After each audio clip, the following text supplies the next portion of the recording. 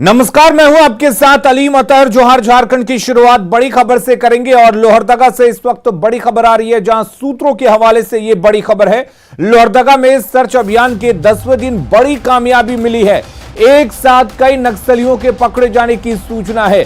10 लाख का इनामी नक्सली बलराम उरांव गिरफ्तार हुआ है। सूत्रों के हवाले से यह बड़ी खबर हम आपको बता दें।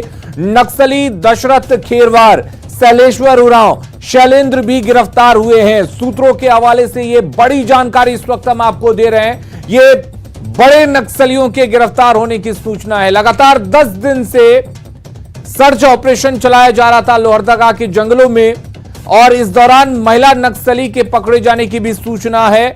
नक्सलियों के कई हथियार और सामान भी बरामद किए गए हैं। लोहरदगा के बुलबुल जंगल में सर्च ऑपरेशन चल रहा था और उसी सर्च ऑपरेशन में यह बड़ी कामयाबी मिली है। और हमारे साथ आकाश जुड़े हुए हैं इस खबर पर ज्यादा जानकारी के साथ। आकाश, क्या कुछ जानकारी है? क्या ये बड़े नाम जो नक्सलियों के हैं वो अब पुलिस के गिरफ्त में है? जी, सूचना तो यही आ रही कि ये जो नाम है ये पुलिस के गिरफ्त में आ चुके हैं और अभी लगातार इस पर जांच चल। आकाश, ये भी सूचना है कि बड़े पैमाने पर हथियारों की बरामदगी की गई है। जो नक्सलियों के सामान है उनको बरामद किया गया है। क्या कुछ जानकारी है? जी, सूत्रों के हवाले से अगर खबर देखा जाए तो बड़े पैमाने पर इनके हथियार और इनके खाने पीने की सामग्री भी बरामद की गई है, जिनमें विस्फोटक सामग्री भी होने की सूचना है। और पिछले 8 फरवरी से ही लगातार नक्सलियों के विरुद्ध सर्च अभियान चलाए जा रहे थे, जिनमें लोहरदगा और लातेहार के सीमावर्ती जंगल को घेराबंदी करके रखा गया था। इसमें हार्डकोर नक्सली रविंदर गांधी की दस्ते की होने की पुरजोर सूचना पर ये लगातार अभियान, और ये झारखंड का सबसे बड़ा अभियान है जो लोहरदगा में चलाई गई और अभी लगातार इस अभियान पर चलाया जा रहा है। जिसके बाद कल जो बुलबुल के जंगल किस्को क्षेत्र के हरकट्ठा जंगल में मुठभेड़ हुई है, जिसमें नक्सलियों को खदेड़ कर पकड़ा गया है, जिनमें अभी तक जो सूचना आ रही है जिनमें 8 नक्सलियों को पकड़े जाने की सूचना है और जिनमें से 8 नाम अभी सामने आए हैं। आकाश, क्या ये माना जाए कि जो नाम इस वक्त हम सूत्रों के हवाले से बता रहे हैं, जल्द ही उन नामों की पुष्टि होगी और पुलिस जो है वो उन नक्सलियों को सामने लेकर आएगी जिनकी गिरफ्तारी हुई है? जी, आज ही जो डीजीपी सर का बयान आया है, जिनमें वो साफ तौर पर कहे हैं कि एक बड़ा कामयाबी हमें लोहरदगा में मिली है और इनामी नक्सली पकड़े जाने की खबर उन्होंने बताई, लेकिन उसकी आधिकारिक अभी फिलहाल उनके नाम की कोई पुष्टि नहीं की गई। 10वें दिन आज सर्च ऑपरेशन चलाया जा रहा है। आगे भी यह सर्च ऑपरेशन चलता रहेगा और यह माना जाए कि पुलिस को जरूर कोई बड़ी सूचना और एक तरह से कहा जाए कंफर्म सूचना मिली थी कि बड़े बड़े नक्सली लोहरदगा के बुलबुल जंगल में छिपे हुए हैं। तो यह सर्च ऑपरेशन आगे भी जारी रहेगा? जी, ये सर्च अभियान अभी लगातार जारी है और जारी रहेगा। इसकी कब तक जारी रहेगा ये अभी तक किसी ने कोई पुष्टि नहीं किया है, लेकिन ये सर्च अभियान अभी जंगलों में लगातार चल ही रही है। और सूचना पुलिस को पुरजोर तरीके से थी कि जंगल में, बुलबुल के जंगल में बड़े बड़े नक्सली, इनामी नक्सली हैं, जिसके खिलाफ सीआरपीएफ, कोबरा बटालियन और झारखंड जगुआर के साथ साथ लोहरदगा पुलिस भी इस अभियान में अपना भागीदारी सुनिश्चित कर रही है। चलिए, बहुत शुक्रिया आकाश आपका तमाम जानकारी देने के लिए। तो लोहरदगा जिले में 6 नक्सलियों की गिरफ्तारी पर झारखंड के डीजीपी ने स्पष्ट कहा कि लोहरदगा जिले में पिछले 10 दिनों से चल रहे नक्सलियों के विरुद्ध अभियान में शुक्रवार की रात बड़ी सफलता मिली है। डीजीपी ने कहा कि लोहरदगा में एक्टिव पूरे दस्ते का आतंक खत्म करने में पुलिस को कामयाबी मिली है। डीजीपी ने यह भी कहा कि जल्द ही इसकी आधिकारिक घोषणा की जाएगी। आपको बता दें कि लोहरदगा जिले के बुलबुल जंगल में जो 2 आईईडी ब्लास्ट हुए थे, जिसमें सीआरपीएफ कोबरा बटालियन के 3 जवान जख्मी हो गए थे, जिसके बाद इलाके में जागुआर, कोबरा और जिला बल की तरफ से पिछले 10 दिनों से अभियान चलाया जा रहा है। अभी भी जैसे जो 10 दिनों से जो ऑपरेशन चल रहा है, तो बेसिकली कोबरा और झारखंड जगुआर का ऑपरेशन है और अभी काफ़ी सफलताएं उसमें मिली हैं, कल रात भी मिली हैं, जो हम लोग डिटेल देंगे। सर डिटेल हम नहीं पूछ रहे हैं, लेकिन ये जो सामान मिले हैं गोलियां और इसको आप कितनी बड़ी सफलता मानते हैं, खास करके झारखंड पुलिस? ये सामान भी बहुत बड़ी सफलता है और कल रात जो गिरफ्तारियां हुई हैं, जो लोग अभी पूछताछ चल रही है, वो भी बड़ी सफलता। क्या निकट भविष्य में लोहरदगा क्षेत्र कम से कम नक्सल फ्री हो सकता है? एक दस्ता जो सबसे ज्यादा डिस्टर्ब कर रहा था लोहरदगा, गुमला और लातेहार को। पलामू पुलिस को जेजेएमपी नक्सली संगठन के खिलाफ लगातार दूसरी बार सफलता मिली है। पलामू पुलिस और बिहार पुलिस की संयुक्त छापेमारी में कुख्यात नक्सली नवीन राम उर्फ रमेश राम को गिरफ्तार किया गया है। नक्सली नवीन राम को पुलिस ने बिहार के औरंगाबाद जिले के टंडवा थाना अंतर्गत बेनी गांव से गिरफ्तार किया है।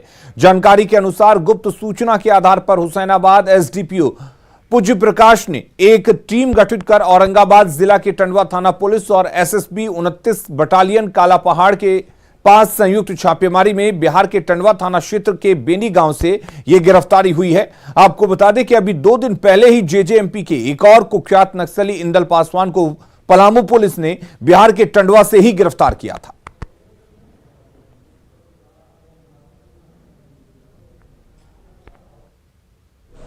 हुसैनाबाद कांड संख्या 86 केस के जेजेएमपी के वांछित उग्रवादी नवीन राम की गिरफ्तारी हुई है। नवीन राम हुसैनाबाद के 2 कांडों में पूर्व से ही आरोपी थे तथा इन पर सीमावर्ती थानों तथा अन्य थानों में इनका आपराधिक इतिहास ज्ञात करने का प्रयास किया जा रहा है। झारखंड जागुआर के 14वें स्थापना दिवस पर सीएम हेमंत सोरेन ने शहीदों को श्रद्धांजलि दी। टेंडरग्राम स्थित झारखंड जागुआर के कैंप में आयोजित कार्यक्रम में सीएम हेमंत सोरेन ने शहीदों के परिजनों को सम्मानित किया। आपको बता दें कि झारखंड में नक्सलियों से लड़ने के लिए 14 साल पहले झारखंड जागुआर यानी एसटीएफ का गठन हुआ था। इस फोर्स का गठन आंध्र प्रदेश के ग्रे हाउंड की तर्ज पर हुआ था। जागुआर के गठन के बाद से नक्सलियों से लड़ाई में झारखंड जागुआर जवान के 21 जवान शहीद हो चुके हैं। जागुआर स्थापना दिवस कार्यक्रम में डीजीपी नीरज सिन्हा भी मौजूद रहे। एक डर और भय का माहौल नक्सलियों ने बना रखा था, जहां हमारे यहाँ के आदिवासी मूलवासी अपने प्राकृतिक सौंदर्यता के साथ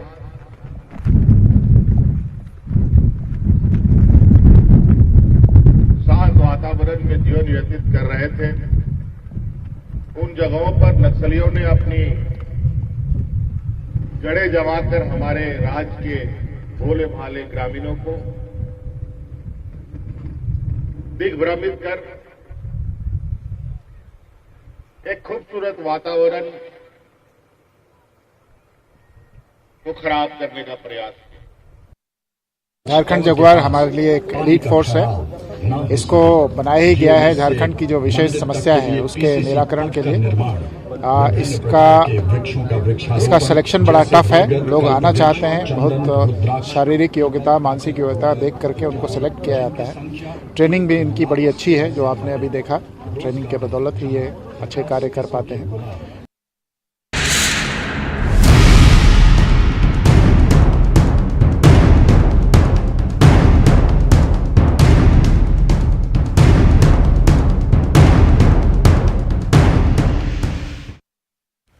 झारखंड सरकार ने धनबाद और बोकारो की क्षेत्रीय भाषा की सूची से भोजपुरी और मगही को हटा दिया है।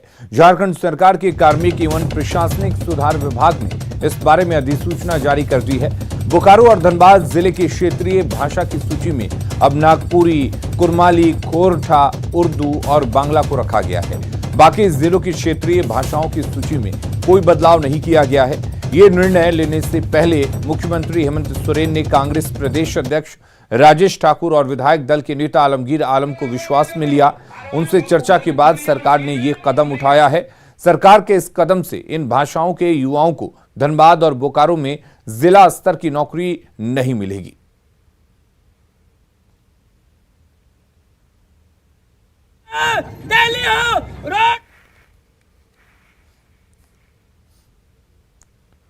और सरकार के इस फैसले से बोकारो में भाषा हटाने की मांग करने वाले खुश हैं। उनका कहना है कि सरकार को पहले इस बारे में सोचना चाहिए था।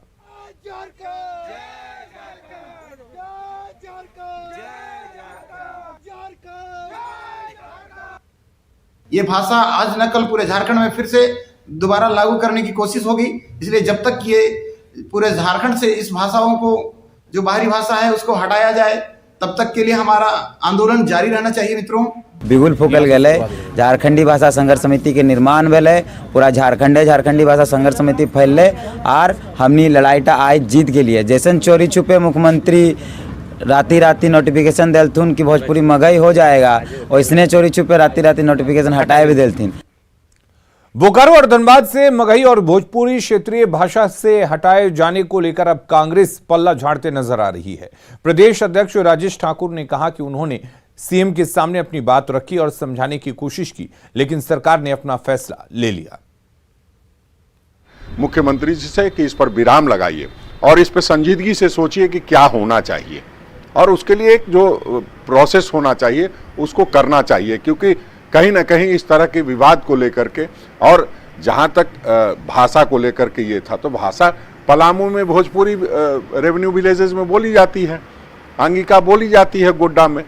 तो इन सारी चीज़ों पर लेकर के चर्चा हुई थी और हमने साफ शब्दों में कहा था कि किसी के भावनाओं के साथ खिलवाड़ नहीं होना चाहिए। खबरें लगातार जारी हैं, जल्द लौटते हैं।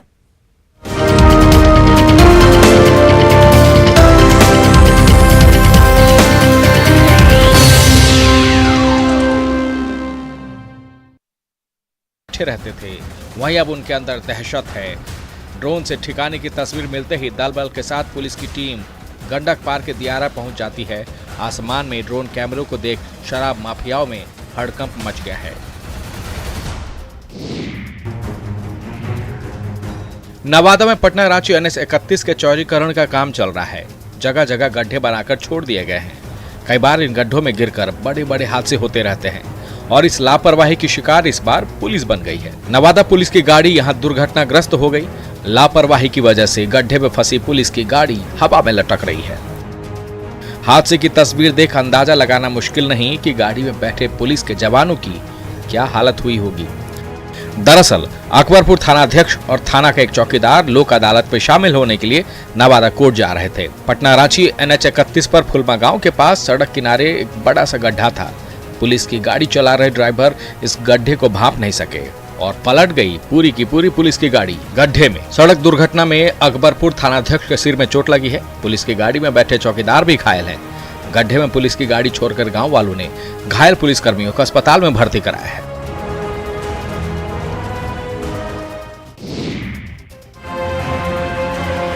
सुपौल पुलिस पर संगीन आरोप लगे हैं। आरोप मौत के सौदे में मध्यस्थता करने का, आरोप प्राइवेट अस्पताल की करतूतों को छिपाने का, आरोप गरीबों के साथ अन्याय करने का। इन तमाम आरोपों का जवाब ये वीडियो है, जिसमें साफ दिख रहा है कि कैसे एक प्राइवेट अस्पताल की लापरवाही को छिपाने के लिए पुलिस की मौजूदगी में पीड़ित परिजनों को रुपए दिए जा रहे हैं। जहां शहर की सदर पुलिस को इलाज में लापरवाही बरतने वाले अस्पताल के खिलाफ कार्रवाई करने की जरूरत थी, वहां सेटिंग की जा रही है। आरोप ये है कि कुम्हौट गांव के रहने वाले विनोद यादव के 4 साल के बेटे की इलाज के दौरान प्राइवेट क्लिनिक लाइफलाइन में मौत हो गई। आरोप ये भी है कि शव लेने पहुंचे परिजनों को अस्पताल कर्मियों ने पीटा। पीड़ित न्याय की मांग कर रहे थे और सदर थाना अध्यक्ष मनोज महतो ने अस्पताल प्रबंधन से परिजनों को शव के लिए 40,000 रुपए का सौदा करवाया। डीएसपी ने जांच का भरोसा जरूर दिया है। बिहार में सरकारी योजनाओं में लूट जारी है। आम लोगों को सरकार की ओर से चलाई जा रही योजनाओं का लाभ लेने के लिए घूस देना पड़ता है। सोशल मीडिया पर वायरल हो रहा वीडियो नालंदा जिले के इस्लामपुर प्रखंड के बेली पंचायत स्थित लालजी बिघा गांव का है। वायरल हो रहे इस वीडियो में इस्लामपुर प्रखंड के प्रवास सहायक गांव के एक व्यक्ति से आवास योजना का लाभ दिलाने के नाम पर रिश्वत ले रहा है। व्यक्ति की ओर से आवास सहायक को पैसा दिए जाने के बाद वह और ज्यादा पैसे की मांग कर रहा है। हालांकि न्यूज़ 18 इस वायरल वीडियो की पुष्टि नहीं करता, लेकिन घूस का वीडियो वायरल होने के बाद इस्लामपुर वीडियो ने आवास सहायक को तत्काल प्रभाव से पद से हटा दिया है। डीडीसी ने भी वायरल हो रहे वीडियो को गंभीरता से लेते हुए आरोपी के खिलाफ जांच और कार्रवाई करने का आदेश दिया है। ग्रामीणों के मुताबिक उन्हें कई बार घूस देने के बाद भी सरकारी योजनाओं का लाभ नहीं मिलता, जिसकी वजह से उन्हें परेशानी होती है। दुमका जिला के शिकारीपाड़ा थाना क्षेत्र स्थित खनन क्षेत्रों में अवैध उत्खनन के साथ साथ हादसों का सिलसिला थमने का नाम नहीं ले रहा है। शिकारीपाड़ा के खनन क्षेत्र में एक बार फिर खदान में 150 फीट नीचे एक हाईवा गिर गया। इस हादसे में हाईवा के 2 टुकड़े हो गए। हाईवा पर बैठे खलासी की मौत हो गई। 7 दिनों के भीतर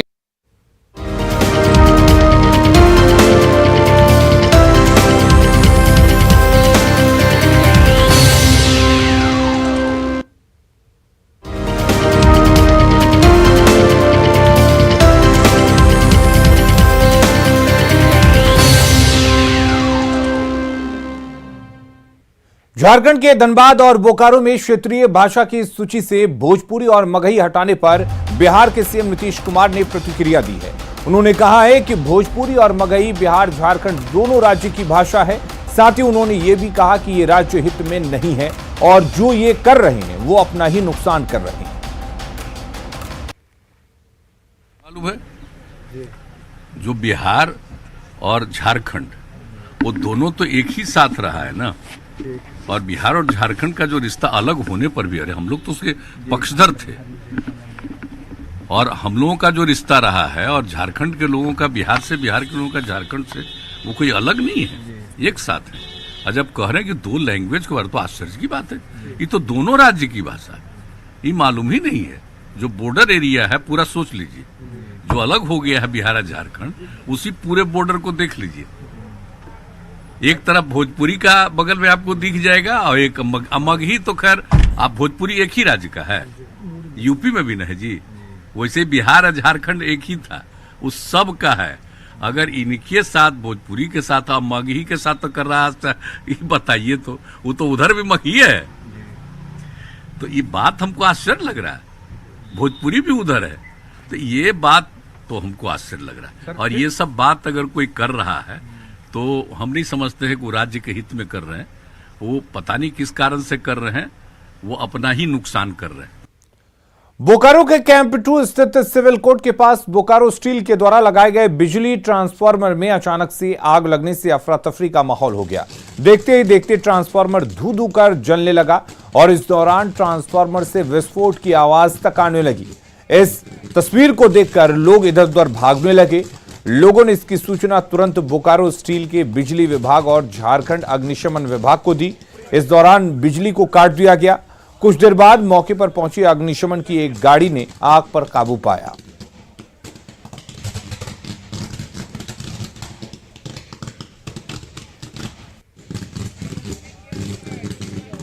बोकारो के बालीडी थाना पुलिस की हिरासत में 25 वर्षीय युवक की मौत का मामला सामने आया है। पुलिस ने युवक को इलाज के लिए अस्पताल में भर्ती करवाया, जहां उसकी मौत हो गई। दरअसल 25 वर्षीय युवक कालीचरण केवट को कल नशे की हालत में पुलिस ने पकड़ा था। फिलहाल मामले की जांच जारी है।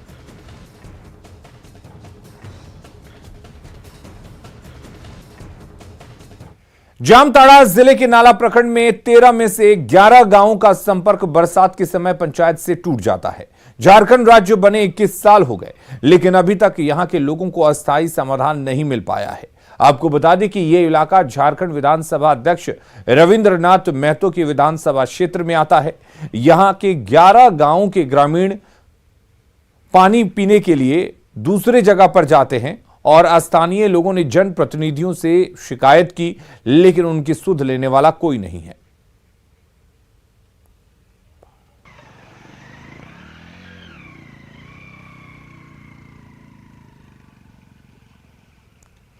रांची का सर्विलांस सिस्टम अब और भी ज्यादा हाईटेक हो गया है, जिससे शहर की मॉनिटरिंग तो बेहतर होगी ही, वहीं शहरवासियों को भी हर इमरजेंसी सेवा एक छत के नीचे से ही मिल सकेगी। वायरलेस से लेकर 100 डायल हो या फिर 112 सहित कई इमरजेंसी सेवा अब रांची पुलिस स्मार्ट सिटी के कंट्रोल रूम से ऑपरेट होगी। स्मार्ट सिटी के कंपोजिट कंट्रोल रूम का इंटीग्रेशन का काम पूरा हो गया है।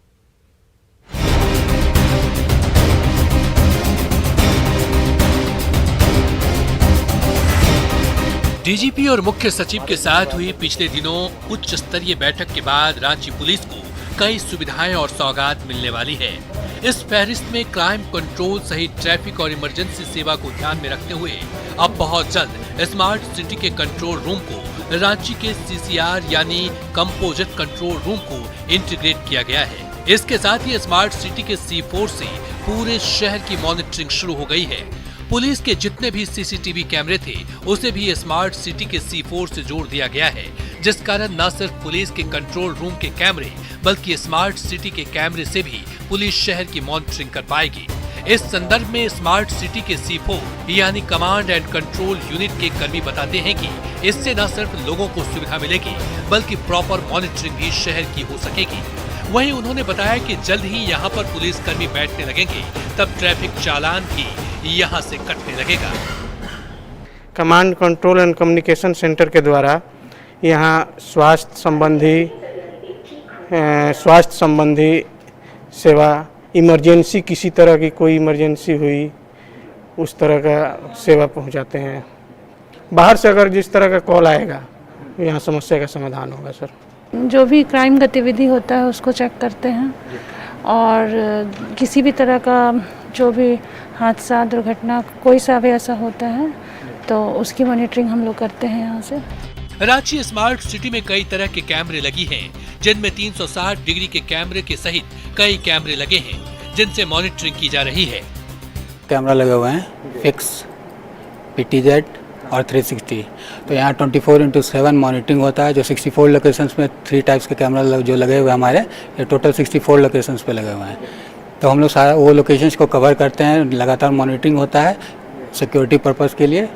हमारे वो पुलिस वाले को भी सहायता मिलती है, यहाँ से फुटेज वगैरह प्रोवाइड कराते हैं हम लोग। स्मार्ट सिटी के कंट्रोल रूम में हाईटेक टेक्नोलॉजी का इस्तेमाल किया जा रहा था, लेकिन इसका उपयोग रांची पुलिस नहीं कर पा रही थी।